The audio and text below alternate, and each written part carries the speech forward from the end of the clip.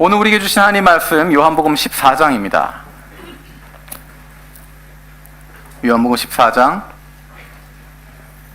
27절에서 31절까지입니다. 요한복음 14장 27절에서 31절까지 우리 한 절씩 돌아가면서 읽도록 하겠습니다. 제가 먼저 읽겠습니다. 평안을 너희에게 끼치노니 곧 나의 평안을 너희에게 주노라. 내가 너희에게 주는 것은 세상이 주는 것과 같이 아니하니라. 너희는 마음에 근심하지도 말고 두려워하지도 말라. 내가 갔다가 너희에게로 온다 하는 말을 너희가 들었나니 나를 사랑하였더라면 내가 아버지께로 감을 기뻐하였으리라. 아버지는 나보다 크심이라. 이제 일이 일어나기 전에 너희에게 말한 것은 일이 일어날 때에 너희로 믿게 하려 함이라. 이외에는 내가 너희와 말을 많이 하지 아니하니 임금이 오겠습니다. 그러나 그는 내게 다 함께 읽겠습니다. 오직 내가 아버지의 사랑하는 것과 아버지께서 명하신 대로 행하는 것을 세상이 알게 하려 함이로라. 일어나라 여기를 떠나자 하시니라. 아멘. 오늘 살아가고 있는 우리에게 가장 필요한 것, 우리가 원하고 있는 것, 현대 사람들이 가장 바라고 있는 것 여러 가지가 있겠지만 그 중에 한 가지가 평화라고 하는 것입니다.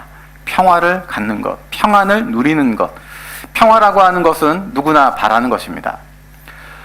평화를 많이 바라고 있다라고 하는 것은 거꾸로 이야기하면 평화에 대한 바람이 많다고 하는 것은 그만큼 필요가 있다는 것입니다. 우리의 개인의 삶 속에도 평화가 없고 우리의 가정에도 평안이 필요하고 우리 교회에도 우리 직장에도 우리 사회에도 내가 살고 있는 이 땅 가운데 평화가 필요하다는 것입니다. 평화가 필요하다는 것은 그만큼의 환난이 있고 어려움이 있고 때론 내가 감당할 수 없는 내 손으로 제어할 수 없는 상황들이 펼쳐지고 있다는 것입니다. 성경에서 평안 생각했을 때 떠오르는 사람 예수님의 모습이 있습니다. 예수님을 생각하면 우리는 평안, 평화 그것을 떠올릴 수 있습니다. 그런데 실제로 예수님께서 어떤 평화를 주셨는가? 어떤 평안을 누리게 되었는가? 예수님은 성경에서 말씀하십니다. 내가 이 땅에 평화를 주러 온 것이 아니다라고 이야기하십니다. 오히려 예수님 때문에 싸움이 일어나고 오히려 예수님 때문에 환난이 일어나기도 하고 오히려 예수님을 믿기 때문에 고통을 당하고 어려움을 당하기도 합니다. 예수님 믿지 않으면 하나님 모르면 내 마음대로 살아갈 수 있는데 내 마음속에 하나님의 마음이 있어서 부딪히기도 하고 다른 사람 미워하고 원망할 수 있는 것 내 마음속에 주님의 마음이 있다 보니까 내가 이러면 안 되는데 라고 하는 갈등을 갖게도 됩니다. 예수님께서 평안을 주신다. 예수님은 평안 안에 거하신다 라고 이야기할 수 있습니다. 그런데 오늘 본문에 보면 예수님께서 그 평안을 제자들에게 주신다라고 이야기합니다. 우리 27절 말씀 같이 읽겠습니다. 시작. 곧 나의 평안을 너희에게 주노라. 내가 너희에게 주는 것은 세상이 주는 것과 같이 아니하니라. 너희는 마음에 근심하지도 말고 두려워하지도 말라. 앞부분에 보면 평안을 너희에게 끼치노니 곧 나의 평안을 너희에게 주노라 라고 이야기합니다. 예수님의 평안을 주시겠다. 평안을 주는데 예수님의 평안을 주시겠다. 우리가 예수님을 떠올릴 때 생각할 수 있는 그 평안. 예수님이 어떻게 평안을 누리셨을까요? 예수님께서 생활하실 때마다 길을 다니실 때마다 약간 붕 떠서 마찰도 겪지 않으시고 평안한 모습으로 가시고 어디에 갈 때마다 늘 웃고 계시고 가시는 곳마다 분위기가 다 달라지면서 평안한 모습으로 아무런 갈등도 없고 어려움도 없고 누구도 예수님 향해서 비난하지 않고 예수님 주변에 있는 사람은 다 예수님 바라보면서 여러분 같은 표정으로 멍하니 쳐다보고 있는 평화라고 하는 것, 평안이라고 하는 것 아무 일도 없는 상태가 아니라 아무런 갈등도 없는 상태가 아니라 아무런 감정의 동요도 없는 그런 상태가 아니라 우리가 예수님을 기억하는 것, 예수님 주변에 늘 예수님을 감시하는 사람이 있었고 늘 예수님의 말 한마디 한마디 시비를 걸려고 하는 사람들이 따라다니고 있었고 예수님에게 돌을 던지려고 하는 사람들이 늘 예수님 주변에 함께하고 있었습니다. 특별히 오늘 본문에 등장하는 오늘 본문이 나와 있는 그곳은 어떤 곳인가? 이제 곧 예수님이 십자가를 지게 되는 상황 바로 앞에 나와 있는 내용입니다. 그러면서 예수님께서 나의 평안은 너희에게 준다라고 이야기합니다. 예수님이 지금 누리고 있는 그 평화, 예수님이 누리고 계시는 그 평안, 어쩌면 폭풍 가운데서 누리고 계시는, 예수님이 소유하고 있는 그 평안을 제자들에게 주신다라고 이야기합니다. 마음에 근심하지도 않고 두려움에 빠지지도 않는 그 평안을 주겠다 말씀하십니다. 예수님의 평안, 나의 평안이라고 한 이야기와 옆에 함께 나오는 단어가 세상이 주는 평화다라고 이야기합니다. 내가 너희에게 주는 평화는 세상이 주는 것과 같지 않다라고 이야기합니다. 그러니까 평화라고 하는 것이 예수님이 주는 평화가 있지만 그것 말고도 다른 평화가 있다는 것입니다. 예수님을 통해서만 평안을 얻을 수 있는 것이 아니라, 예수님 때문에, 예수님 그분으로만 평안이 오는 것이 아니라 예수님 말고도, 예수님 외에도 세상이 주는 평화가 있다는 것입니다. 세상이 주는 평화는 어떤 평화일까요?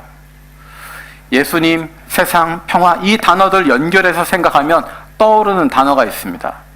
세상이 주는 평화, 로마 시대가 누렸던 그 평화, 팍스 로마나라고 하는 단어가 있습니다. 로마의 평화라는 것입니다. 로마 제국이 누렸던 평화입니다. 로마 제국이 누렸던 갈등이 없는 상태, 전쟁이 없는 상태, 평화를 누리고 있는 상태. 그래서 누구나 로마의 시민이라고 하면 누릴 수 있었던, 누구나 로마의 장군이라고 하면 가질 수 있었던, 로마에 살고 있었던 사람들, 거기에 중심에 있었던 사람들이 누릴 수 있었던 평화, 그 평화를 팍스 로마나라고 이야기합니다. 우리가 잘 알고 있는 것처럼 팍스 로마나라고 하는 것, 로마가 누릴 수 있었던 그 평화, 그 중심엔 힘이 있었습니다. 힘을 가지고 통제하는 것입니다. 조금만 낌새가 보이면 그 마을 전체를 불살라버리고, 조금만 어려움이 있을 것 같다면 그 사람들 처음부터 다 제거해버리고, 조금만 저항하면, 조금만 다른 소리하면 가차없이 처벌해버리는, 힘으로 누르고 있는, 힘이 통제하고 있는, 그래서 힘을 가지고 있는 사람들이 자유로울 수 있는, 힘을 가지고 있으면, 칼을 가지고 있으면, 능력을 가지고 있으면, 사람들 위에 서 있으면 누릴 수 있는 평화, 그것이 바로 세상이 주는 평화입니다. 힘으로 주어지는 평화, 몇몇 사람들이 누릴 수 있는 평화, 자유가 없는 평화, 다른 무엇인가에 종속될 수밖에 없는 그런 평화, 다른 사람에 의해서 유지되고 있는 평화, 이 평화는 세상 기준을 따르고 있는 평화입니다. 우리는 팍스 로마나, 그것을 실제로 경험할 수 있었던 것, 1980년대, 90년대 사용했던 용어 가운데 팍스 아메리카나라고 하는 단어가 있습니다. 미국에 의한 평화라는 것입니다. 미국이 초강대국이 되어서 그 경쟁 상대였던 러시아가 무너진 이후에 전 세계 가운데 초강대국으로 미국 혼자 살아남아서 전 세계를 누를 만한 군사력을 가지고, 경제력을 가지고 모든 세계 위에 군림하고 있었던, 그래서 미국이 평화를 유지한다고 이야기했던, 미국이 평화를 누린다라고 이야기했던 팍스 아메리카나가 있습니다. 물론 역사적으로는 그 이전에 영국에 의해 이루어졌던 팍스 브리티시도 있습니다. 팍스 로마나, 팍스 브리티시아, 팍스 아메리카나. 지금 꿈꾸고 있는 것이 팍스 차이나를 꿈꾸고 있는 나라가 있습니다. 세상이 주는 평화, 그 평화가 어떤 평화인가? 힘이 주는 평화이고, 억누르는 평화이고, 자유가 없는 평화이고. 하지만 예수님이 주는 평화는 어떤 평화인가? 예수님이 주시는 그 평화는 힘에 의한 평화가 아니라 사랑에 의한 평화입니다. 자유를 빼앗는 평화가 아니라 자유를 주시는 평화입니다. 다른 생각하고 다른 일 하지 못하도록 근본적으로 막아놓는 것이 아니라 자유를 통째로 빼앗아서 절대로 시키는 것만 생각하고 시키는 일만 하고 로봇처럼, 기계처럼 순종하는 것이 아니라, 때로는 내 마음에 들지 않아서 하나님 뜻 저버리기도 하고, 때로는 내 마음 상에서 하나님 말씀 잊어버리기도 하고, 때로는 내 마음대로 잘못된 결정 내릴 수 있는 그런 자유까지도 주고 계시는 자유가 있는 평화입니다. 그리고 이 평화는 내가 능력이 있어서 얻는 것이 아니라, 내가 경제적인 힘을 가져서가 아니라, 군사적인 능력을 가져서가 아니라, 내가 무엇을 성취해서가 아니라, 내가 하나님의 자녀가 되었기 때문에 누릴 수 있는 평화입니다. 내가 성취해내는 것, 내가 받아내는 것, 내가 이루어내는 것이 아니라 나에게 주어진, 하나님의 자녀가 되었기 때문에 우리에게 주어진, 예수님이 주시는 평화는 세상의 기준을 뛰어넘는 평화입니다. 세상에서는 얼마만큼의 돈이 있어야, 얼마만큼의 힘이 있어야, 다른 사람에게 흔들리지 않을 수 있는 능력이 있어야 평화롭다고 이야기하지만, 예수님이 주시는 평화는 그 세상의 기준을 뛰어넘습니다. 경제적으로 어려워도, 경제적으로 부유해도, 힘이 있어도 힘이 없어도, 다른 사람이 다 인정해도 아무도 나를 인정하지 않아도 그런 것 상관없이 누릴 수 있는 평화, 그것이 바로 예수님이 주시는 평화입니다.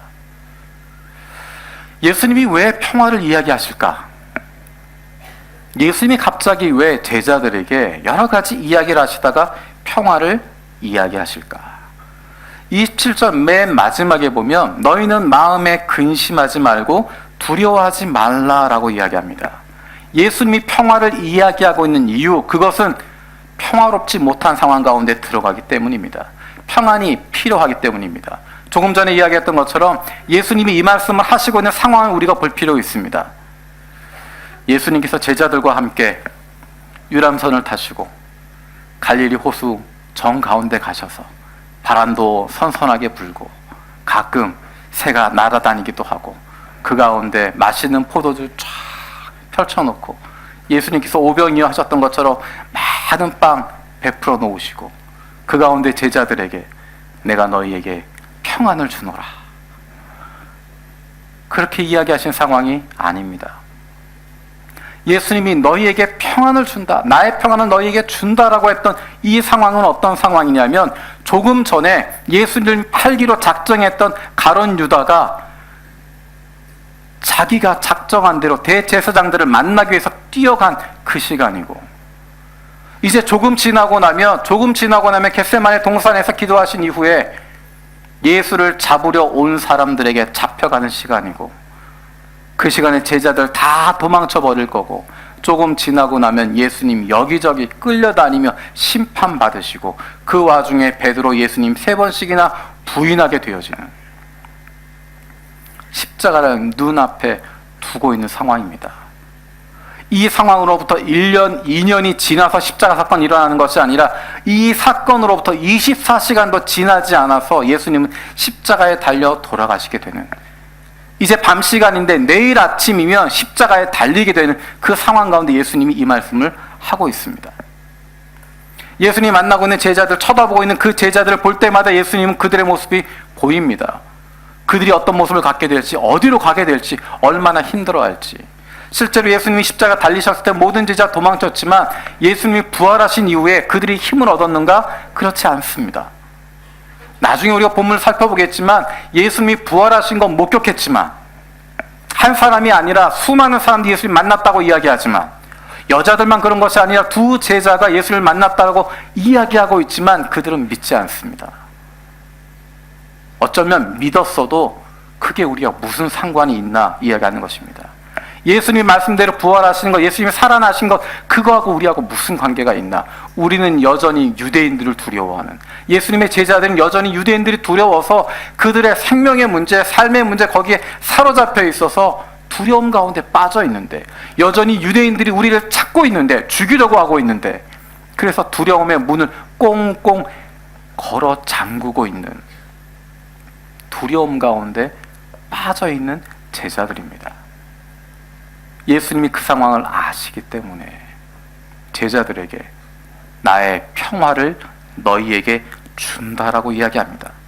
평화가 없는 상태는 마음에 근심하는 상태고 두려움이 가득 찬 상태입니다. 평화가 없기 때문에 두려울 수밖에 없고 근심할 수밖에 없고, 일어나는 일들에 대해서, 주변 환경에 대해서, 사람 반응에 대해서, 누가 나에게 뭐라고 이야기하는 것, 내 주변에 일어나는 일들, 우리 가정 가운데 일어나는 그 일들 때문에 마음에 근심하게 되고 두려움 가운데 빠지게 되어줄 수밖에 없습니다. 그런데 예수님은 제자들에게 이야기하십니다. 마음에 근심하지도 말고 두려워하지도 말아라. 성경 가운데 마음에 근심하지도 말고 두려워하지도 말아라. 성경 구약부터 끊임없이 그 이야기를 하고 계시지만 예수님께서 마태복음에서 이렇게 말씀하십니다. 마태복음 6장 31절에 그러므로 염려하여 이르기를 무엇을 먹을까, 무엇을 마실까, 무엇을 입을까 하지 말라. 염려하여 이르기를 무엇을 먹을까, 무엇을 마실까, 무엇을 입을까 하지 마라.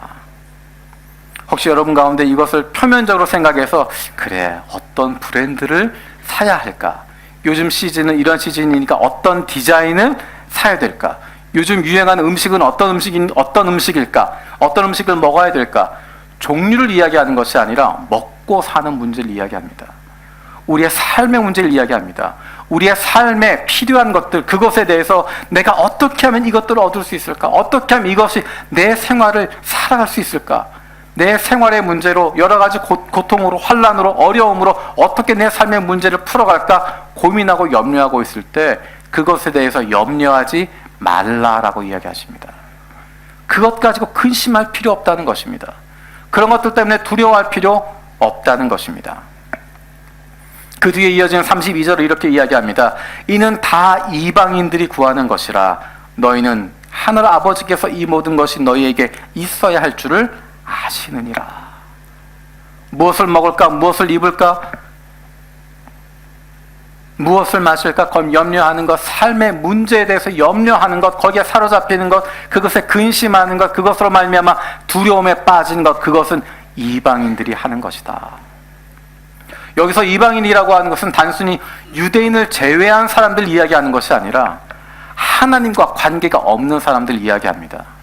하나님을 믿는다라고 이야기하지만 하나님이 나와 아무런 관계가 없다면 그들은 이방인이 될 수밖에 없습니다.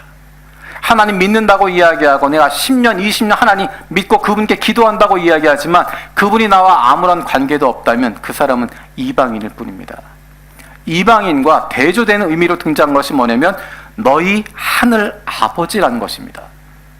하늘 아버지, 하나님을 아버지로 모실 수 있는 사람, 하나님을 아버지라고 고백하는 사람, 하나님의 자녀가 되어진 사람, 그 사람들이 하나님의 자녀인 것이고 그 사람들은 두려워할 필요 없다는 것입니다. 왜 두려워할 필요 없습니까? 하나님께서 아시기 때문에. 우리에게 있어야 할 것, 우리의 삶의 문제, 우리의 고통, 우리의 두려움, 하나님께서 이미 알고 계시기 때문에 그분이 우리의 아버지가 되시는데, 우리의 아버지 되신 그 하나님께서 우리에게 무엇이 있어야 할지, 무엇이 문제인지, 우리가 어떤 고통 가운데 있는지, 어떤 아픔 가운데 있는지 알고 계신다는 것입니다. 그분이 알고 계시기 때문에 그 하나님이 해결해 주신다라고. 그러니까 근심할 필요 없고 두려워할 필요 없다라고 말씀하십니다. 예수님께서 제자들에게 그 부분을 다시 한번 확인시켜 주십니다. 두려워하지 않아도 되는 이유, 근심하지 않아도 되는 이유를 설명해 주십니다. 29절입니다. 요한복음 14장 29절 같이 읽겠습니다. 시작. 일이 일어나기 전에 너희에게 말하는 것은 일이 일어날 때 너희로 믿게 하려 함이라. 예수님께서 계속해서 앞으로 일어날 일들을 이야기하시면서 특별히 29절에서 분명하게 이것을 이야기해 주십니다. 이제 일어날 일들은, 이제 일이 일어날 건데 내가 지금 이야기하는 것은 너희가 그 일들이 일어나는 것을 보면서 내 말을 기억하라고 하는 거다. 다른 편으로 이야기하면 이제 앞으로 일어날 십자가의 사건 이제 얼마 남지 않았는데 그 이후에 제자들의 공포에 빠지는 것 알고 계시는데 너희들이 그 십자가를 볼 때, 너희들이 그 두려움 가운데 빠지게 될 때, 너희들이 그 환난 가운데 있을 때 이것이 우연히 일어난 것이 아니라, 어쩌다 일어난 것이 아니라, 그냥 생긴 것이 아니라 내가 이미 말한 대로 이루어질 거다. 내가 이미 알고 있다. 내가 이미 그것들을 알고 있는 것이고 나의 통제 아래에 있는 것이고, 예수님의 십자가, 예수님이 힘이 없어서 죽는 것이 아니라 예수님이 이미 그렇게 작정을 하시고 그 길을 걸어가시는 것이고, 제자들이 그 이후에 공포에 빠지고 두려움에 빠지는 것, 예수님이 이미 그것 알고 계시기 때문에, 베드로가 예수님을 3번이나 부인하게 되어지는 것, 그 마음이 얼마나 힘든지 예수님 이미 알고 계시기 때문에 미리 이야기해주고, 그래서 준비해라 그런 것이 아니라, 그래서 그런 일 하지 말라는 것이 아니라, 그런 일이 생겼을 때, 그 환난 가운데 들어갔을 때, 고통 가운데 들어갔을 때, 그런 일이 나에게 터졌을 때 주님이 나와 함께 하신다고 하는 것, 그것을 알도록 하신다는 것입니다. 우리 30절 31절도 계속 읽겠습니다. 30절 31절입니다. 시작. 이 세상에 임금이 오겠습니다. 그러나 그는 내게 관계할 것이 없으니 오직 내가 아버지를 사랑하는 것과 아버지께서 명하신 대로 행하는 것을 세상이 알게 하려 함이로라. 일어나라, 여기를 떠나자 하시니라. 30절 뒷부분에 보면 이 세상에 임금이 오겠습니다. 그러나 그는 내게 관계할 것이 없으니 라고 이야기합니다. 세번역에서는 이 세상의 통치자가 가까이 오고 있기 때문이다. 그는 나를 어떻게 할 아무런 권한도 없다라고 이야기합니다. 우리가 잘 아는 것처럼 이 이후의 사건은 십자가 사건으로 연결되어집니다. 십자가 사건에서 예수님과 대제사장들의 모습, 예수님과 빌라도의 모습, 그 모습을 보면서 우리가 발견할 수 있는 것은, 예수님께서 우연히 끌려가신 것이 아니고, 예수님이 힘이 없어서 잡혀간 것이 아니고, 예수님이 능력이 없어서 빌라도에게 십자가 처형의 명을 받게 된 것이 아니라는 것입니다. 반복해서 예수님 그 이야기를 하십니다. 의도적으로 그것들을 표시하십니다. 내가 힘이 없어서 잡혀가는 것 아니다. 제자들에게도 내가 능력이 없어서 지금 잡혀가는 것 아니다 말씀하시고, 빌라도에게도 네가 나보다 큰 능력이 있기 때문에 내가 죽는 것 아니다라고 이야기합니다.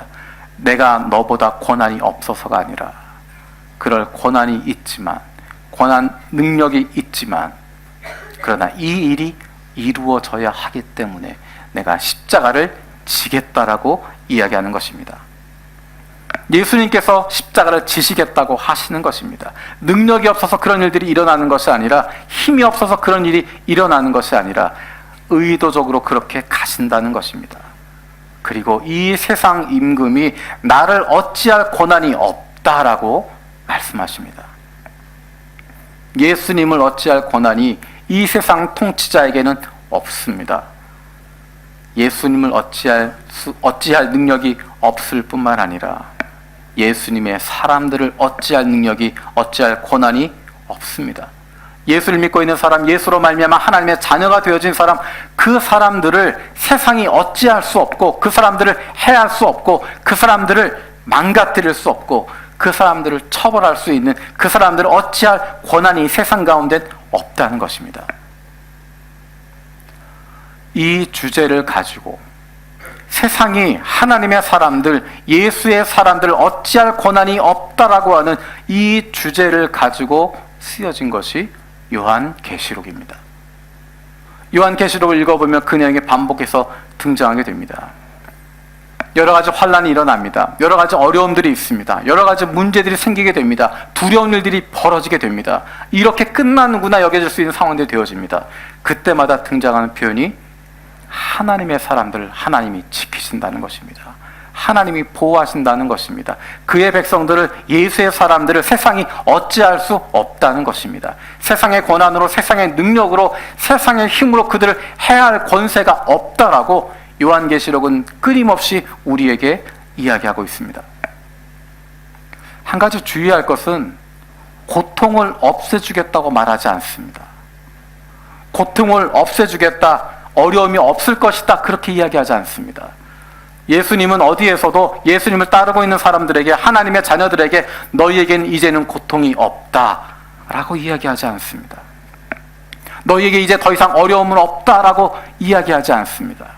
아니면 다른 방식으로 지금 너희에게 다가오고 있는 그 어려움들은, 그 아픔들은 사실은 실체가 없는 것이어서 너희의 마음을 내려놓으면 이것은 없는 것이다.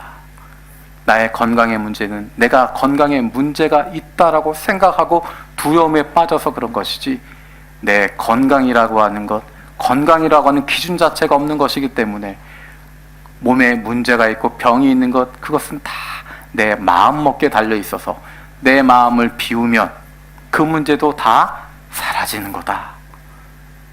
그렇게 이야기하시지 않습니다. 고통은 고통 그대로 받아들여지게 되는 것입니다.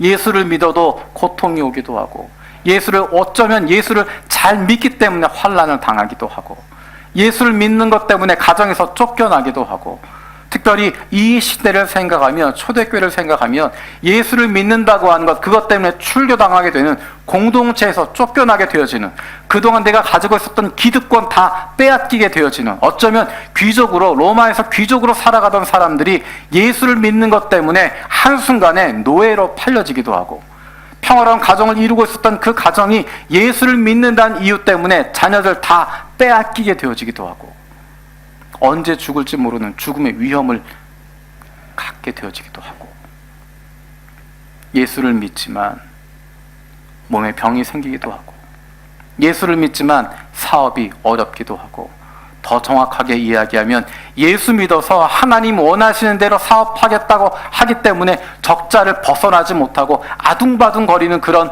경영을 해야 할 수도 있고,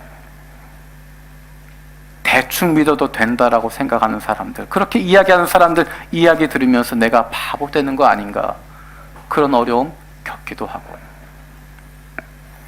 성경은 고통을 없애준다고 이야기하지 않습니다. 환난을 없애준다고 이야기하지 않습니다. 그것들이 없다는 것이 아니라, 어려움이 없는 것이 아니라 여전히 어려움이 있고, 여전히 폭풍이 몰아치고, 여전히 더 큰 어려움이 닥치기도 하고, 예수 더 잘 믿을수록 더 큰 환난이 오고 더 큰 아픔이 오기도 하고, 다른 사람들이 감당할 수 없는 그런 크고 무거운 짐들이 우리에게 닥쳐오게 되지만, 그 짐을 없앤다 이야기하지 않으시고, 그 고통 없앤다 이야기하지 않으시고, 너희에게 그런 고통이 있을 거다, 그런 아픔이 있을 거다, 그런 어려움들 생길 거다. 예수를 믿기 때문에 더 힘들고, 하나님의 자녀이기 때문에 더 어려울 수 있는 그런 것들이 생길 거다. 하지만 그것 이미 주님께서 알고 계시는 것이고, 이미 주님께서 통제하고 있는 것이고, 이미 그것 알고 계시기 때문에 그것으로 인해서 근심할 필요도 없고 두려워할 필요도 없다라고 말씀하십니다. 우리가 가지고 있는 고통들, 우리의 삶의 문제들, 그 환난들, 내가 풀어갈 수 없다고 생각하는 그것, 이미 주님께서 알고 계시고, 이미 주님께서 우리의 마음을 알고 계시고, 그 문제는 주님께서 풀어가시는 것이기 때문에 그것에 사로잡혀서 근심할 필요 없고, 그것에 사로잡혀서 두려워할 필요 없다라고 말씀하십니다. 걱정하지 마라. 고통이 있지만, 폭풍이 몰아치고 있지만 그것에 의해서 흔들릴 필요 없다, 괜찮다라고 이야기하십니다. 시편 37편에 이렇게, 시편 37편 23절 24절 이렇게 말씀하십니다. 여호와께서 사람의 걸음을 정하시고 그의 길을 기뻐하시나니 그는 넘어지나 아주 엎드러지지 아니함은 여호와께서 그의 손을 붙드심이라. 세 번역으로 읽어드리면, 우리가 걷는 길이 주님께서 기뻐하시는 길이면 우리의 발걸음을 주님께서 지켜주시고, 어쩌다 비틀거려도 주님께서 우리의 손을 잡아주시니 넘어지지 않는다. 우리의 하늘 아버지께서 우리를 사랑하시고 우리를 지키시고 우리를 인도하심을 믿기 때문에 마음에 근심할 필요도 없고 두려워할 필요도 없는 것입니다. 잠시 눈이 흔들릴 수 있습니다. 잠시 우리에게 닥쳐오는 폭풍 때문에, 그 파도 때문에, 그 역경 때문에 잠시 눈이 흔들릴 수도 있고, 잠시 마음이 흔들릴 수도 있지만, 잠시 한숨 탄식 나올 수 있지만, 거기에 머물러 있는 것이 아니라, 거기에 빠져 있는 것이 아니라, 근심에 빠지지 않고 두려움 속에 떨어지지 않을 수 있는 것은 우리의 아버지 되시는 하나님께서 그것들 이미 알고 계시고 그분이 통제하고 계시고 그분이 우리와 함께 하신다는 것입니다. 문제가 해결되어서 평화를 누리는 것이 아니라 문제가 없어져서 고통이 없어져서 환난이 없어져서 평화로운 것이 아니라 어떤 상황이 우리에게 주어지든지 주님이 우리와 함께 하시겠다고 약속하시기 때문에 우리의 하늘 아버지께서 우리를 알고 계시고 우리를 사랑하고 계시고 우리의 손을 붙잡고 계시기 때문에 나의 평화는 너희에게 주노라 말씀하신 그 예수님께서 저 여러분들과 동행하고 계시기 때문에 주님이 나와 함께 하시기 때문에 근심하지도 않고 두려움 가운데 빠질 필요도 없는 주님이 주시는 평안을 누리게 되어집니다. 이 시간 함께 찬양했으면 좋겠습니다. 조금 전에 했던 찬양인데 평안은 너에게 주노라 하는 찬양입니다. 고통이 없어지는 것 아니고 우리에게 닥쳐오는 환난들 그것이 없어지는 것이 아닙니다. 여전히 바람은 불고 여전히 파도는 치고 여전히 우리의 삶의 여정 가운데 내가 감당할 수 없는 문제들 터지고 있지만 그런 일들 발생하고 있지만 여기저기서 사람들 쓰러진 소리 들리고 있지만 그 상황 속에서도 평안을 누릴 수 있는 것, 그 파도를 맞이해도 그 바람이 불어와도 온몸이 흔들려도 평안을 누릴 수 있는 것은 나에게 평안을 주시는 그 주님이 우리와 함께 하시고 우리가 어느 곳에 있든지 폭풍 가운데 있어도 환난 가운데 있어도 그 고통 가운데 있어도 하늘 아버지께서 너는 나의 사랑하는 아들이다, 사랑하는 딸이다 말씀하시고 우리와 동행하고 계시기 때문에 그로 말미암은 세상에 줄 수도 없고 세상에 알 수도 없는 그 평안 우리에게 주신 줄로 믿습니다. 우리 함께 찬양하겠습니다.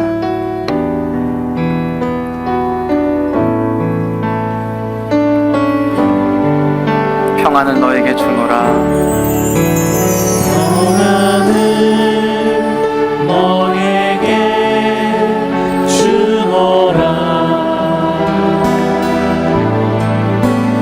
세상이 줄 수 없네.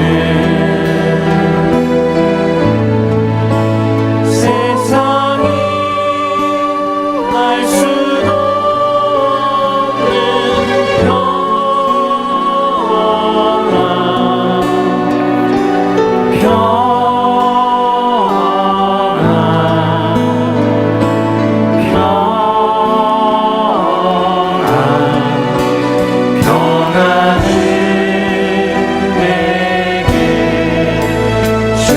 다 함께 눈을 감고 찬양하겠습니다. 평안을 너에게 주노라. 평안을 너에게 주노라. 세상이 줄 수 없는 세상이 줄 수 없네. 세상이 알 수도 없는 평안. 세상이 알 수도 없는 평안. 평안을 내게 주노라. 우리 다시 한번 고백합니다. 평안을 너에게 주노라.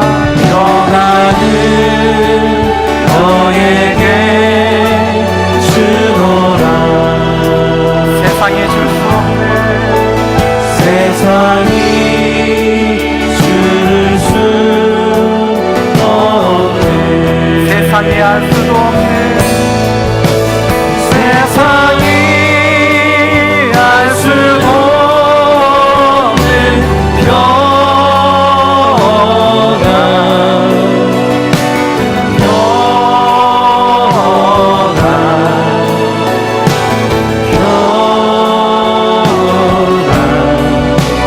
평안을 내게 주노라. 우리 시간 함께 기도하겠습니다. 예수님께서 제자들에게 내가 너희에게 평안을 주노니 나의 평안을 준다 말씀하실 때, 그때는 평화롭고 아무 일도 없고 아무런 고통도 없고 아무런 문제 없는 상황이 아니라 제자들이 감당할 수 없는 그런 고통이 몰려오고 그런 환난이 닥쳐오고 그런 아픔과 폭풍 가운데 제자들이 있게 되어질 때, 나의 평안을 너희에게 준다 말씀하고 계십니다. 이 시간 기도할 때 주님의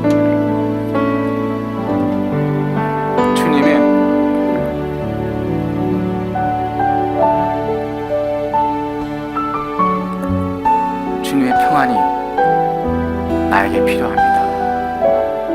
주님의 평안이 우리 가정에 필요합니다. 주님의 평안이 우리 공동체 가운데 필요합니다. 주님의 평안이 우리 교회 가운데, 우리 직장 가운데 필요합니다. 주님이 약속하신 그 평안 나에게, 우리 가족에게, 우리 공동체 안에 허락하여 주시옵소서. 이 시간 함께 기도하겠습니다.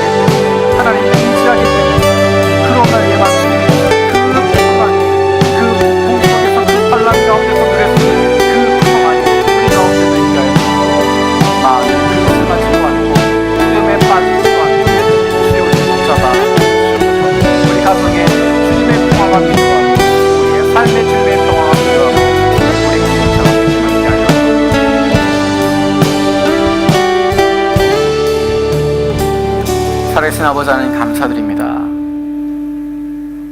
주님께서 말씀하시는 그 평안, 그 평안이 우리 가운데도 주셨음을 기억하게 하여 주시옵소서. 우리가 걷는 길이 주님이 기뻐하시는 길이면 우리의 발걸음을 주님께서 지켜주시고, 어쩌다 비틀거려도 주님께서 우리의 손을 잡아주시니 넘어지지 않는다라고 고백했던 시편 기자의 고백이 우리의 고백입니다.